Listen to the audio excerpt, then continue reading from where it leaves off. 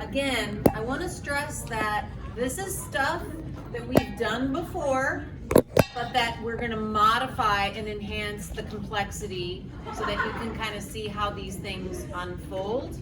It's important that you ask questions, even if you feel like I'm on a roll and you don't want to interrupt. Make sure that you raise your hand and ask questions, okay? We're going to start by talking about something that's called fiscal policy. You guys are going to get a little bit of a stretch break, and then we're going to do the module on automatic stabilizers, okay? They both act in a similar way. They're just like kind of how they get introduced into macroeconomic equilibrium is different, okay? But the impact frequently same, okay? I want to remind everybody that tomorrow we are having a graphathon and an FRQ round robin. So bring your energized brains to compete with each other. I'm going to try to get some prizes for the graphathon tomorrow. And so we're going to do some practice FRQs in groups. We're going to do, it'll be very similar to last week when we did that on Thursday, okay? And then Friday is the review seminar, so don't forget to write your questions. Monday, unusually, is the test. And I say unusually, I try not to schedule tests for Mondays as much as I can, but this time I had to. Other reminders, tomorrow, your sapling quiz is due by the beginning of class. Do not forget to complete your sapling quiz and submit it by the start of class tomorrow. And your progress check on AP Classroom is due by the beginning of class on Friday. Okay, does everybody know what the dates are? What's happening in the next week or so? Great. Actually, it's 5 days, not a week. Okay, so let's get started by looking at fiscal policy. My computer, there we go. Okay. So we're going to define what fiscal policy is. We're going to look at how changes in government spending affect aggregate demand both directly and indirectly. And then we will tie that back to our spending multipliers and our tax multiplier. We're going to talk about the difference between expansionary and contractionary fiscal policies. We'll use the aggregate demand and aggregate supply graph to demonstrate short-run effects of fiscal policy. And then again, like I said, we're going to talk about the spending multipliers. And then we're also going to talk about time lags. These are specifically time lags to discretionary fiscal policy. Okay? All right. So I kind of talked about this a little bit with you guys on Monday. And what I was trying to get at is, you know, if we just look at long-run macro equilibrium, we've seen that because of changes in nominal wages and prices, you know, we end up back at potential output after the economy sort of cycles through these different changes and we work our way back to potential output, okay? So self-adjusting. The issue, however, is that that readjustment can take time, sometimes as long as 10 years to get us back to potential output, okay? I would argue that the last recession that we had took a little under 10 years to get us back, but just about. Okay, just shy of 10 years. So in the meantime, there are people experiencing real economic hardship, which can lead to other types of social problems that are expensive to manage or to fix, okay? So many, albeit not all, not by a long shot, believe that governments should not wait for the economy to correct itself. So you will see many, but not all, economists advocating for the government to utilize fiscal policy to push the economy back to potential output, okay? This is a completely separate discussion from something we're going to cover in the next unit called monetary policy, okay? Because there are two different ways the government can push us back to potential output. We're going to deal with fiscal policy first, and then later on we'll deal with monetary policy. Some of you guys are in government class, AP and regular, or you took it over the summer. What is your understanding of fiscal policy? Like, whose job is it anyway to institute changes to fiscal policies? Anybody?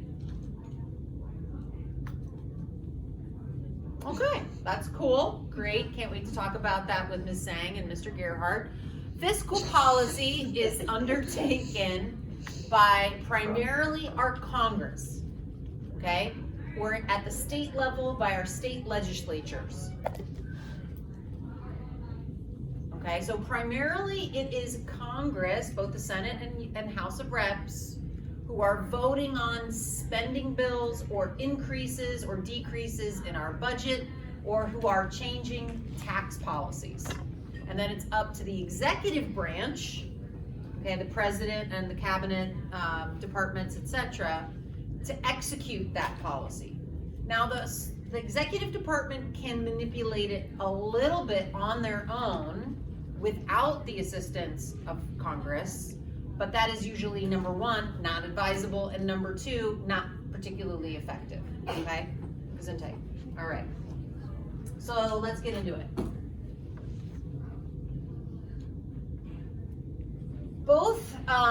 So fiscal policy can have either a direct or indirect impact on aggregate demand. So let me be really clear. When the government is attempting to stabilize the economy, because we are either in a recessionary or inflationary gap, what they are trying to do is manipulate aggregate demand, okay? There is some ability to manipulate short-run aggregate supply, but it is very limited. Okay, so we're not going to talk about supply-side economics right now. We're primarily concerning ourselves with the impact on aggregate demand. Okay, now directly, fiscal policy can impact aggregate demand because it is either increasing or decreasing government spending, whether that be on projects like the recent infrastructure project that was passed by Congress and put into law by President Biden, or if it's or budgeting, okay? And that's like the discretionary budget, okay? So sometimes it's a separate law, like they passed a whole infrastructure bill to increase spending on our infrastructure, our roads, our sewer lines, electrical grid, all that kind of stuff. Sometimes it's part of the normal yearly budgeting process, okay? And those can impact directly into aggregate demand because it's influencing government purchases, okay? It can also influence aggregate demand indirectly by influencing how much discretionary income or disposable income families have, households have, to spend, okay? So indirect impact on aggregate demand would be tax policy, income taxes, sales taxes, per unit taxes, tariffs, all that stuff, okay? So changes in tax rates. And for example, we had a big change in our tax policies. At the end of 2017, Congress passed a tax reformation law into law, and under President Trump, they decreased our corporate as well as personal income taxes, and they also changed some other things related to estate taxes and some others. Okay, so they decreased taxes at the end of 2017, and it mostly went into effect in 2018. Okay.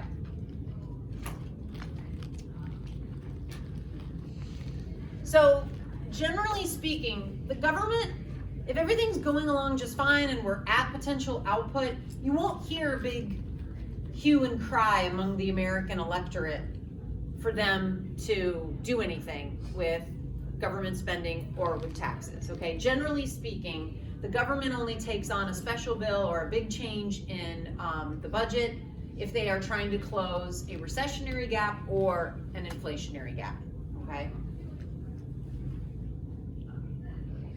So let's take a look at an example. Before we get into this, it says here, expansionary fiscal policy. Anytime you see expansionary policy, it is meant to increase aggregate demand. So expansionary policies are generally targeted to close a recessionary gap, okay? So let's take a look at one. Went the wrong way, okay. So expansionary fiscal policy increases aggregate demand, and let's just pretend that this was the infrastructure spending bill that passed a year and a half ago and has been put into law in the recent past, and like now the government's got all this money that they're spending on stuff, and that is increased aggregate demand, okay? So there are two different types of expansionary fiscal policy. One is an increase in government purchases of goods and services. The government is directly paying states to fix their roads and sewer lines and connect more alternative sources of energy to the power grid. Okay, in this particular law that was passed a couple years ago. It can also increase government transfers. Okay, that means it can increase the benefits that they're paying to people who qualify for entitlement programs like Medicaid, Medicare, Social Security, unemployment insurance, SNAP benefits, housing subsidies. There's all kinds of different entitlement programs. So those are transfer payments, okay? Or it can cut taxes. It can cut taxes, okay? That's more indirect. The first two are more direct, okay? Although the middle one is both kind of a little direct and indirect, okay? We don't need to worry about that.